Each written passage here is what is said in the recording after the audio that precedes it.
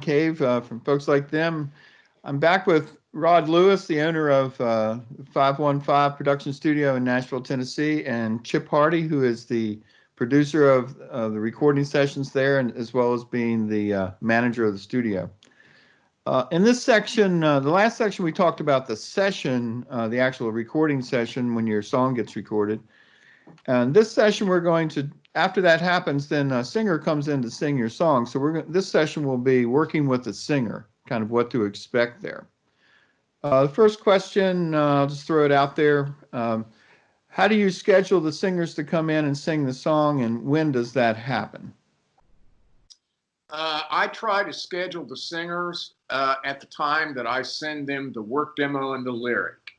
For example, if we are recording your track between 2 p.m. and 5 p.m. on Tuesday the 14th, then I will try and schedule a singer to come in on Wednesday the 15th at 10 a.m., 11 a.m., 1 p.m., 2 p.m. I will try and get them in as soon as possible from the time we record the track, so that we can get their vocals on. Okay, I personally, I think that's a great idea, because I like to, as soon after the recording as possible. It was always great to have that singer come in and songs fresh for everybody. And Rod, I'll throw this one out to you. Talk about the quality of the vocalists that work at the 515. They're amazing.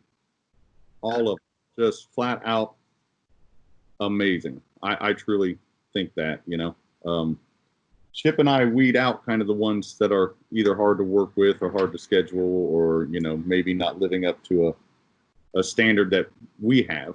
But I mean, we use regularly, I just think are incredible. They're all professional, they're courteous, and they bring it, man. I mean, they bring it as much, if not even more, than the musicians, I think.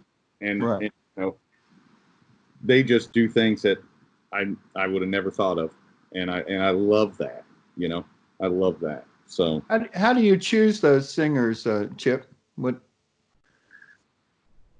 How do I choose them? Yeah, or Rod, how do both of you, how do you decide who's up to par, or auditions, or word of mouth that gets to you about certain people? A lot of it is word of mouth, and I will then, if it's somebody that I think we are interested in, I will have them come by the studio, and I'll sit and talk with them for sometimes a half an hour, 45 minutes, just to kind of gauge what kind of personality they have, and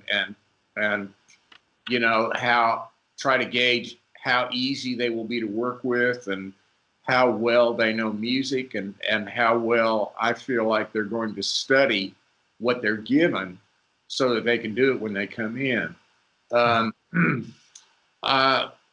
We really don't, and I'll be honest with you, we really don't like to add new singers, because it's extremely stressful that first time.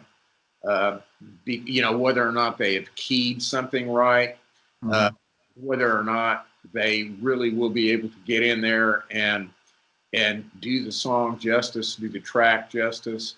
And it's like Rod said, the people that we have are phenomenal. We don't have to worry about any of that. When we send Adam Cunningham or Matt Dame or Ron Wallace or Brittany Black or Marcia Ramirez, when we send them a work demo and say, key this and come sing it, I know that I don't need to be here when they come in to sing. I'm not going to have to sit in there and babysit, because they know what they're doing, and it's like Rod said, they'll be great.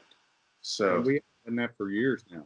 Neither one are usually in there during the vocal session, because there's just no need for it, So Rod, what do you think is from the writer's standpoint, what's a good approach to use when you're working with a singer? So a lot of people haven't done this before, or they've done it not too often, or they haven't been through all the singers, but what do you think just overall is a good attitude for the writer to have when the singer's there? I say let them sing, let them do what they do, Mhm. and let them get comfortable and let them perform it. You know, I mean, I think, well, at least for my songs, 10 out of 10 times, what the singer usually does is better than what I would have done. Right. So, but I'm very good at not being overly married, you know, to something. To your original vocal. Yeah. Right. But I mean, you know, there are rare times that if somebody isn't getting the melody quite right or something, but I mean, that rarely happens with the lot we have right now, you know. I mean, so I Even relax and really let them dive into it, you know. even when they decide to make a change, I've found, through the years, it's been for the better. It's always made the song better. And they don't just, for me, they've never just done it on their own. They'll say, Al, what do you think of this? Right. Yeah. You know, they're very good at working back and forth, and that goes both ways. Let's say, for example, I have a song that has maybe the third line in the second verse it has changed the melody a little because the line's a little bit longer than in the first verse. And I'll just ask them, hey, Adam, would you like me to, I know I can lose these two words if the phrasing's a problem, and a lot of times they'll say, well, no, I can make that unique, and they'll do something even better. And I've had lines that I'm thinking, well, that's not going to work. That's not going to fit. And their phrasing will change slightly, and it just adds another little spark to the song, Absolutely, man. Yeah. They're pros. They're pros. Right. And they know that if something does not sound easy to sing when it's being pitched to a producer or an A&R person, if it's all jammed up or if it's screwed up and it's hard to sing, Right. that artist is not going to do it. That A&R person's not going to play it for the artist or for a producer. So they're doing the best they can to make it smooth and to make it sound like it was easy to sing. Right. I had a song one time that the solo was a little long in it for pitching, but in the middle of the solo, I believe the singer was Matt Dame, who's a fabulous singer, and Matt, in the middle of the solo, interjected or put my hook line there. Every time a publisher was about to cut it off, he heard the voice come back in. Boom, they played the whole thing, or at least got to the bridge. Yeah. So you're right. They know these little tricks that'll keep the song going if you're pitching it. So and they care so much. They Right. really do. I mean, we've had some clients that beat up some singers pretty good, and they'll come in and they'll just be like, I'm so sorry, I just don't seem like I could, Right. satisfy the songwriter, and it just they're caring, and Yes. and I love that, I love that about them. So they're So great. having said that, let's kind of get to my last question here. Let's consider that it's just a regular session and it's going pretty well. How long does it usually take a vocalist to sing the lead vocal and the background vocals to your song? Not we long. we allot them 90 minutes. But the Matt Dames, all these people that we've mentioned, Adam Cunningham, Matt Dame, Ron Wallace, Brittany Black, Marsha Ramirez, all those people typically take anywhere between 20 to 30 minutes to sing the lead, and then 15, 20 minutes to do backgrounds. And, they are done in an hour.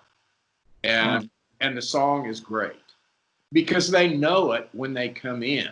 They're not sitting there learning your song as it's being played. They know the song.